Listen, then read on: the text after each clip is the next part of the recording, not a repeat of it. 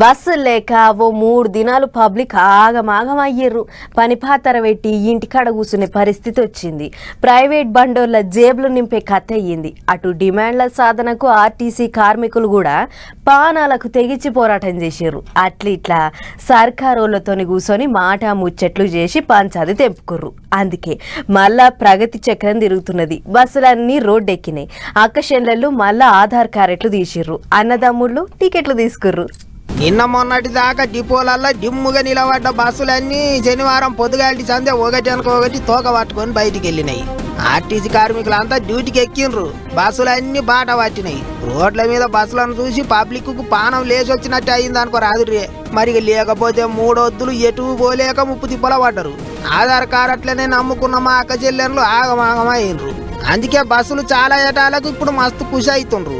ఇక అది అట్లుంటే శుక్రవారం నాడు పొద్దుగాల చాలు చేస్తే నడిజాము రాత్రి దాకా సర్కారు వాళ్ళకు ఆర్టీసీ కార్మిక సంఘాల లీడర్లకు మాట ముచ్చట్లు జోరుగా నడిచినాయి. కార్మికులు పానాలను కూడా లెక్క చేయకుండా పోరాటానికి తయారైనరు కాబట్టి ఇక సర్కారు వాళ్ళు ఎక్కనో తక్కనో అన్ని డిమాండ్లకు ఓకే చెప్పిండ్రాట. గుర్తింపు సంఘాల ఎలక్షన్లకు కూడా సాయి అన్నారట.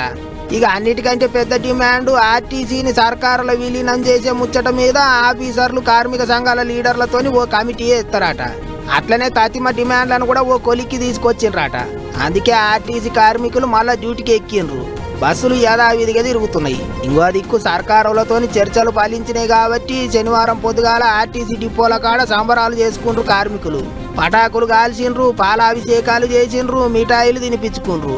అట్లనే ఆర్టీసీ కార్మికుల డిమాండ్ల పరిష్కారం కోసం చేసిన పోరాటంలో ప్రాణాలు ఇడిచిన డ్రైవర్ శంకర్ గౌడ్ అన్నను కూడా తలుచుకుండ్రు, నివాళులు తెలిపిండ్రు. అన్నిటికి మించి అట్లిట్లా మళ్ళా బస్సులు రోడ్డు ఎక్కినందుకైతే పబ్లిక్ కు జర నెమ్మలం అయ్యిండ్రు. ఇట్లనే యాదగిరిగుట్ట బస్ స్టాండ్ కు పోయిన ప్రభుత్వ విప్పు బీర్ల ఐలయ్య బస్ ఎక్కి స్టీరింగ్ తిప్పిండు. డ్రైవర్ అన్న లెక్కనే తయారయ్యిండు.